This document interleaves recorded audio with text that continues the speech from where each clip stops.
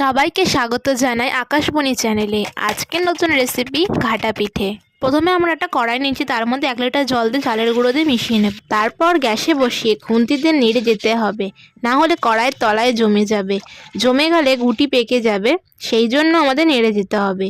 যখন দেখবো আস্তে আস্তে গাঢ় হয়ে যাচ্ছে, তখন আমরা দুধ বেশিরভাগ ঢেলে দেব। নাড়াচাড়া বন্ধ করা যাবে না, নেড়েই যেতে হবে। যখন টকবক করে ফুটবে তখন আমরা নারকেল কুড়ানো দিয়ে দেব। এরপর খুন্তির মাথায় একটু চালের গুঁড়া হাতে নিয়ে দেখব চালের গুঁড়া নরম হয়েছে কিনা। নরম হলে আমরা গুড় দিয়ে দেবো। গুড় দিয়ে টকবক করে ফুটবে, তারপরে একটু ছোট থালায় নিয়ে দেখব উঠছে কিনা। উঠে গেলে আমরা কড়াইয়ে ড্রাই ফ্রুটস দিয়ে নাড়াচাড়া করব, আর তারপর নামিয়ে দেব। থালায় ঢেলে একটুখানি ঝাঁকিয়ে নেব, ওপর দিয়ে ড্রাই ফ্রুটস ছিটিয়ে দেবো। 6-7 ঘন্টার মতন রেখে দেবেন, ঠান্ডা হয়ে গেলে কেটে পরিবেশন করুন। এটা আমার মায়ের ঠাকুমার রেসিপি। ভালো লাগলে রেসিপিটা ট্রাই করবেন। লাইক এবং সাবস্ক্রাইব করে আমাদের চ্যানেলকে সাপোর্ট করুন।